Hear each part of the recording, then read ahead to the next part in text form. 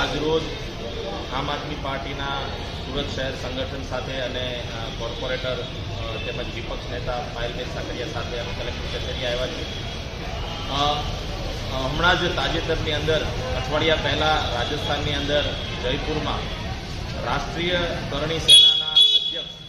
સુખદેવસિંહ ગોગામેડીની નિર્મમતાપૂર્વક હત્યા કરવામાં આવી. આ હત્યાને લઈને આજે અમે કલેક્ટરશ્રીને એક આવેદનપત્ર આપવા આવ્યા છીએ કે હત્યાની અંદર જે હત્યારાઓએ આ આખો અંજામ આપ્યો હતો ઘટનાને અને જેમની હત્યા કરી છે એ વ્યક્તિને ફાંસીની સજા આપવામાં આવે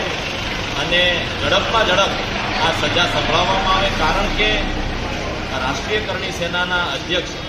સુખદેવસિંહ ગોગામેડી એ લોકોના હિત માટે થઈને અવાજ ઉઠાવતા હતા અને રાજસ્થાનની અંદર જેવું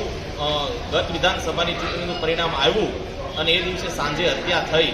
એ બતાવે છે કે રાજસ્થાનમાં જે સરકાર ફરવાના સંકેતો મળી ગયા એટલે તરત ગુંડા તત્વો બેફામ થયા છે. ભાજપના રાજની અંદર ગુંડા તત્વો એટલા વધી ગયા છે કે કોઈ પણને ગમે ત્યારે હત્યા કરી શકે છે.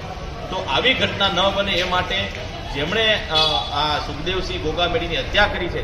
એમને ઝડપમાં ઝડપ ફાંસી આપવામાં આવે, ફાસ્ટ ટ્રેકની અંદર કેસ ચલાવી કેસ જલ્દી પૂરો કરવામાં આવે અને એક દાખલો બેસાડવામાં આવે એ માંગ સાથે આજે અમે કલેક્ટરશ્રીને આવેદનપત્ર આપ્યું છે અને કલેક્ટરશ્રી દ્વારા અમને એવી બાંહેધરી પણ આપવામાં આવી છે કે આ માંગને અમે સરકાર સુધી પહોંચાડીશું અને વહેલી તકે આ કેસની અંદર નિકાલ થાય એવા યોગ્ય પ્રયત્નો કરીશું.